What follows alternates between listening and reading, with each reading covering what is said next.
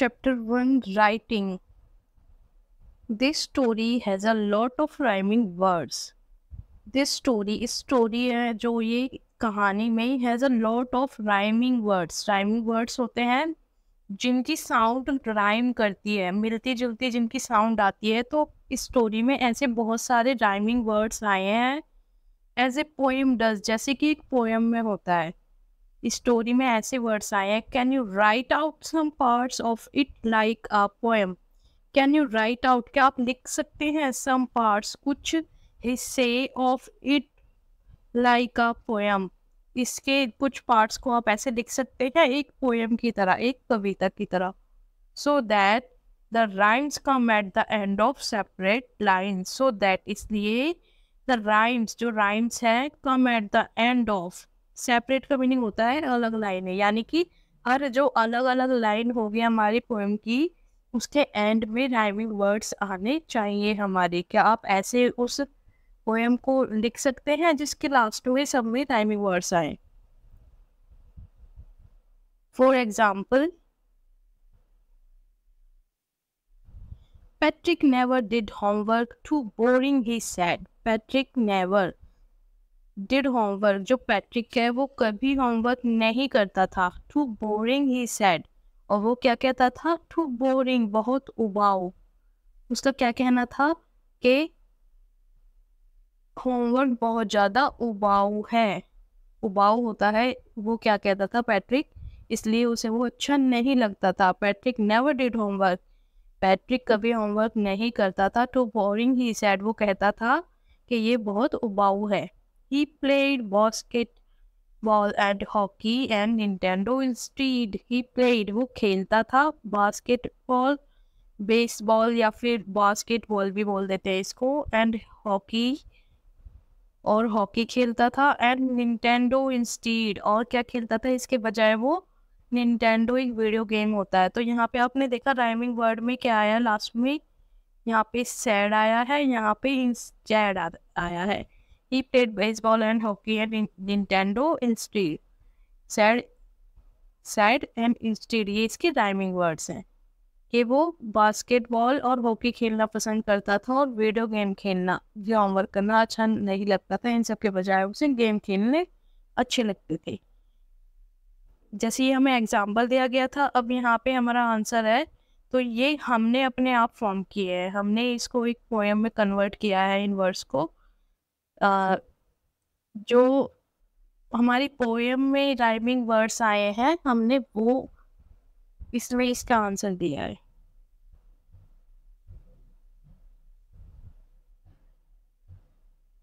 The man of the tiniest size was true to his word and wise. The man of the tiniest size, एक आदमी सबसे छोटे आकार का. तो यहाँ पे आया राइमिंग वर्ड साइज.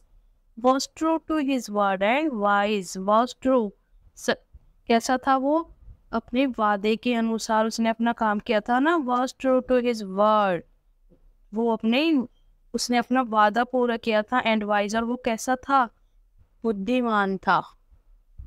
कैसा था वो, वाइज था. तो यहाँ पे साइज और वाइज राइमिंग वर्ड्स हैं. नेक्स्ट है save me, don't give me back to that cat. Save me, मुझे बचाओ, don't give me back to that cat. यहाँ पे कैट आया है, मुझे इस बिल्ली को वापस मत देना. आई ग्रांट यू अ विश, मैं तुम्हारी एक इच्छा पूरी कर दूंगा. आई प्रॉमिस यू दैट, मैं तुमसे ये वादा करता हूँ. यहाँ पे क्या आया, कैट, एंड यहाँ पे आया दैट. ये इसकी राइमिंग वर्ड्स हैं. नेक्स्ट है Patrick saved the elf from the cat. The elf promised to do all that. Patrick saved, Patrick ने बचाया the elf from the cat. elf को किससे, बिल्ली से बचाया था.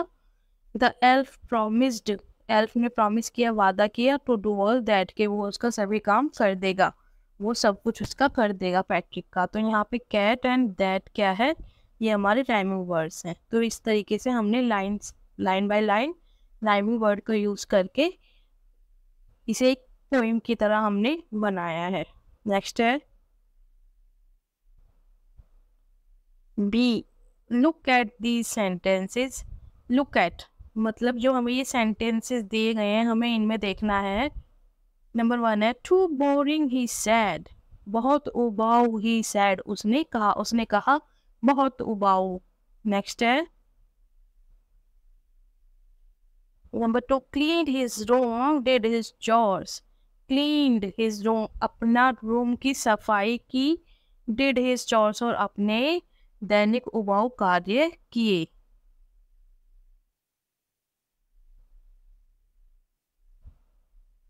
अपने दैनिक उबाऊ काम किए और अपना रूम साफ किया। When we speak, we often leave out words. When we speak, जब हम बोलते हैं, we often, हम प्राय, often का मीनिंग होता है प्राय या फिर mostly, जैसे हमेशा। we often, हम प्राय leave out words, leave का मीनिंग होता है छोड़ देते हैं, छोड़ देना। leave out words, कुछ words को हम छोड़ देते हैं। जैसे हम कुछ चीज़ बोल रहे हैं तो हम उस चीज़ के बारे में उसको पूरा नहीं बोलते हैं, कुछ वर्ड्स उसके छोड़ देते हैं। That can easily be guessed, that can easily, जो कि क्या कर सकते हैं, ईजीली, आसानी से, बी गेस्ड, जिनका आसानी से अंदाजा लगाया जा सकता है या फिर अनुमान लगाया जा सकता है। अगर हम कोई वर्ड यूज़ कर रहे हैं सेंटेंस, तो हम कुछ वर्ड बोलने से उसको छोड़ देते हैं, कुछ बोलते हैं, कुछ नहीं बोलते हैं, तो उसका अंदाजा लगाया जा सकता है इस तरीके से।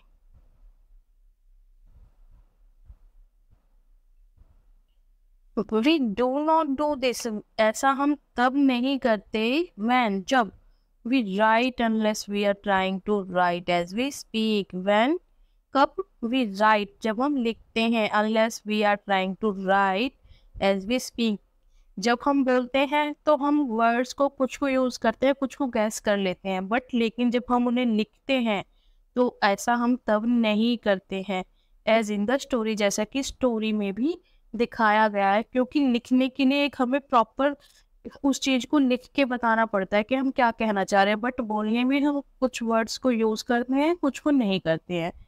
सो इसलिए if we were to write carefully, if we were, अगर हमें राइट केयरफुली, सावधानी से लिखना है, वी वुड से, तो हम क्या कह सकते हैं, वी वुड से हम कह सकते हैं, जैसे हम बोलने में तो नहीं इतने वर्ड्स यूज़ करते हैं, बट लिखना में प्रॉपरली पड़ता है। तो यहाँ पे एग्जांपल दिया गया है, homework is too boring he said, homework गृह कार्य, इज टू बोरिंग, बहुत उबाऊ है, ही सैड, उसने कहा कि होमवर्क बहुत ज़्यादा उबाऊ है। He cleaned his room and did his chores, उसने अपना रूम साफ किया एंड, और अपने दैनिक उबाऊ कार्य किए। यहाँ पे हमने एक पूरा सेंटेंस जब राइट करेंगे इसको तो पूरा प्रॉपरली हमें लिखना पड़ता है। नेक्स्ट है C, rewrite the following incomplete sentences carefully so that the reader does not have to guess what is left out. Rewrite the following, जो हमें नीचे ये कुछ आप देख रहे हैं सेंटेंसेस दिए गए हैं, इनकम्प्लीट सेंटेंसेस, ये कैसे हैं, इनकम्प्लीट है, मतलब कि पूरे नहीं हैं, अधूरे हैं।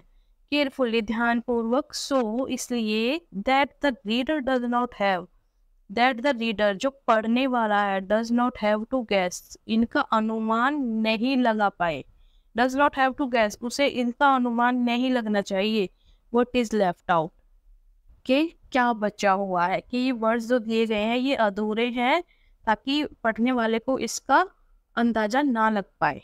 तो हमें ये क्या करना है, हमें इसको पूरा करना है, इनकम्प्लीट को कंप्लीट सेंटेंसेस में फॉर्म करना है। नंबर 1 है मोर एंड मोर बुक्स, ज़्यादा से ज़्यादा किताबें। नंबर 2 टू डिफिकल्ट, बहुत कठिन। Got up late missed the bus, late उठने के कारण मिस्ड द बस, बस छूट गई, बस को मिस कर दिया। अगर लेट हो, जैसे लेट उठा कोई तो उससे क्या हुआ, उसकी बस छूट गई। सॉल्व द मिस्ट्री, रहस्य को सॉल्व कर दिया, जो मिस्ट्री थी, रहस्य, उसको सॉल्व कर दिया, उसका पता लगा लिया कि जो मिस्ट्री थी। तो इसका आंसर है, इसके अब आंसर्स करेंगे हम। नंबर 1 है I need more and more books said the elf. I need, मुझे चाहिए, मुझे आवश्यकता है, मोर एंड मोर बुक्स, ज़्यादा से ज़्यादा किताबों की, सेड द एल्फ, एल्फ ने कहा। Doing homework is too boring, sorry, number 2 पे है doing homework is too difficult task for me. Doing homework, homework करना, इज टू डिफिकल्ट, बहुत ज़्यादा मुश्किल है, टास्क फॉर मी, एक बहुत ज़्यादा मुश्किल काम है मेरे लिए। तो यहाँ पे हमने जो उसमें हमें क्वेश्चन में दिया गया था, तो ये हमने ये येलो कलर से जो आप देख रहे हैं, इसका हमने यूज़ किया है सेंटेंस का, मोर एंड मोर बुक्स, यहाँ पे टू डिफिकल्ट का, इनका यूज़ करके हमने सेंटेंस बनाया है कि होमवर्क करना मेरे लिए बहुत ज़्यादा मुश्किल काम है। नंबर 3 पे है when I got up late, जब मैं लेट उठा, यस्टरडे, कल, मॉर्निंग, ये जो कल सुबह थी, जब मैं लेट उठा था कल सुबह, आई मिस्ड द बस, तो मैंने बस को मिस कर दिया, यानी कि मेरी बस मेरे हाथ से निकल गई थी या छूट गई थी मेरी बस। तो यहाँ पे got up late and miss the bus का यूज करके हमने सेंटेंस फॉर्म किया है। नंबर 4 है the police solve the mystery within a week, ये हमने क्वेश्चन में से लिया है। द पुलिस ने सॉल्व द मिस्ट्री, रहस्य को सुलझा दिया, विद इन अ वीक, एक हफ्ते के अंदर। वीक का मीनिंग होता है 1 वीक, जैसे एक सप्ताह के अंदर पुलिस ने इस रहस्य को सुलझा दिया। नंबर डी है look at this cartoon by R K Laxman. यहाँ पे एक कार्टून दी गई है, इसमें लुक एट दिस कार्टून, इस कार्टून में देखो, बाय आर के लक्ष्मण, किसके द्वारा बनाई गई है ये, किन्होंने अपनी कार्टून को यहाँ पे दिखाया है, R K Laxman. Read the sentence given below, read the sentence, आपको वाक्यों को पढ़ना है, गिवन बिलो, जो कि नीचे दिए गए हैं, इन द कार्टून में। डिस्कस द फॉलोइंग, और आपको इनके ऊपर डिस्कस करना है, चर्चा करना है। द फॉलोइंग क्वेश्चन, जो नीचे क्वेश्चंस दिए गए हैं, विद योर पार्टनर, अपने पार्टनर के साथ आपको इन क्वेश्चंस के ऊपर चर्चा करना है। क्वेश्चंस क्या हैं ये, व्हाट इज इट अबाउट। आप पहले यहाँ पे देखिए, पिक्चर देखिए, ये पिक्चर दी गई है आपके बुक में, ये देखिए, तो इससे क्वेश्चंस बनाए गए हैं। व्हाट इज इट अबाउट, कि ये जो पिक्चर है वो किसके बारे में है। Number 2, do you find it funny, क्या आपको ये मजाकिया लगता है, फनी, मजाकी लगता है, ये पिक्चर मजाक लगती है। इफ सो वाई, अगर आपको लगती है कि ये एक मजाकी पिक्चर बनाई गई है मजाक में, तो क्यों लगती है, इसका कारण भी बताना है। Do you think a cartoon is a serious drawing, do you think, क्या आप सोचते हैं एक cartoon is a serious drawing, एक जो कार्टून है वो एक सीरियस गंभीर ड्राइंग है। वाई, क्यों, और वाई नॉट, अगर आपको लगता है तो क्यों लगता है, और वाई नॉट, अगर नहीं लगता तो क्यों नहीं लगता। देखिए कार्टून में, आप पहले कार्टून देखिए, यहाँ पे एक स्टूडेंट है, बच्चा है जो कि स्टडी कर रहा है, और यहाँ पे आप देख रहे हैं मे बी उसकी फैमिली मेम्बर्स बैठे हैं। तो ये यहाँ पे आप देख रहे हैं, यहाँ पे ये चाइल्ड है, and here a person, and this person is shouting on him. आप देख रहे हैं यहाँ पे, देखिए वो शाउट कर रहे हैं उसके ऊपर, और जो वो यहाँ पे एक बैठे हुए हैं वो भी उसे गुस्से से देख रहे हैं। वहाँ पे उसके देखो स्टडी मटेरियल भी रखा है टेबल के ऊपर, यहाँ पे उसका स्कूल बैग रखा है, यहाँ पे उसकी बॉल है। तो आप देख पा रहे होंगे कि वो स्टडी कर रहा है, बट उसके जो पेरेंट्स बैठे हुए हैं यहाँ पे वो उसको शाउट कर रहे हैं। कुछ तो रीज़न होगा ना, हमें ये पता चल रहा है इसमें। तो नेक्स्ट देखते हैं आंसर में।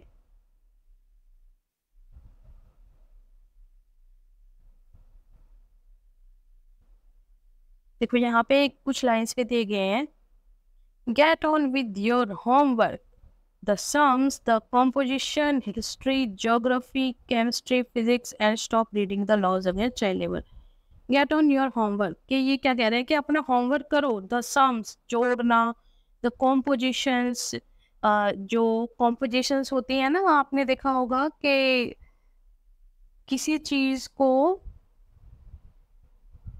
जोड़ना, वर्ड्स को फॉर्म करते हैं जैसे, तो आपने देखा है कि उनमें जोड़ने के लिए कुछ एक वर्ड आता है, तो वो कह रहे हैं कि अपने सम्स, अपने सवालों को करो, जोड़ना करो, कंपोजिशंस को करो, हिस्ट्री इतिहास को करो, ज्योग्राफी को करो, भूगोल को करो, केमिस्ट्री का करो, और अपने जो फिजिक्स भौतिकी है उसे करो। And stop reading the laws against child labour. और जो चाइल्ड लेबर होती है ना, बाल बच्चों का, जो चाइल्ड लेबर का मीनिंग क्या होता है कि बाल श्रम, जो बच्चे काम करते हैं उसके अगेंस्ट जो रूल्स हैं उनको पढ़ना बंद करो। यहाँ पे वो ये कह रहे हैं। देखते हैं हम आंसर्स में अपने आंसर्स है, it is about a father's concern for the betterment of his child. ये क्या है? एक it is about a father's concern, यह है एक पिता की कंसर्न। क्या है कंसर्न? एक पिता की कंसर्न है, पिता से संबंधित है, for the betterment of his child, अपने बच्चे के बारे में। यहाँ पे उसके जो चाइल्ड है वो अपने बच्चे को बेटर करना चाहते हैं, उसकी अच्छाई के लिए वो उससे बात कर रहे हैं या फिर उसको डांट रहे हैं कि जो वो कर रहा है, रीडिंग करे, अपनी स्टडी कंप्लीट करे, बट वो रूल्स है जो चाइल्ड लेबर के आते हैं उन्हें ना पढ़े। तो वो उसको उसकी अच्छाई के लिए ही उसे यहाँ पे जो है वो उससे संबंधित उसको समझा रहे हैं। नंबर 2 है, yes the cartoon is really funny. हाँ, द कार्टून, जो कार्टून है वो रियली, वास्तव में, फनी, मजाकिया है। फादर ऑर्डर्स द चाइल्ड, जो उसके पिताजी हैं वो क्या कह रहे हैं? ऑर्डर दे रहे हैं अपने बेटे को, द चाइल्ड, बच्चे को, टू लेबर, के अपना काम करो, to work hard, it means कि अपना स्टडी का काम करो, स्कूल का काम करो, टू वर्क हार्ड, कठिन परिश्रम करो, विद स्टडीज, अपनी पढ़ाई के लिए, अपनी पढ़ाई के साथ अब तुम कठिन मेहनत करो। But he forbids the boy to read the laws against child labour. Forbids का मीनिंग होता है मना करना, बट ही फॉरबिड्स, लेकिन वो मना कर रहे हैं, द बॉय, अपने लड़के से, टू रीड द लॉज, के जो अगेंस्ट चाइल्ड लेबर, जो चाइल्ड लेबर के अगेंस्ट रूल्स हैं तुम उन्हें पढ़ना बंद करो, उन्हें मत पढ़ो, उनके लिए वो मना कर रहे हैं।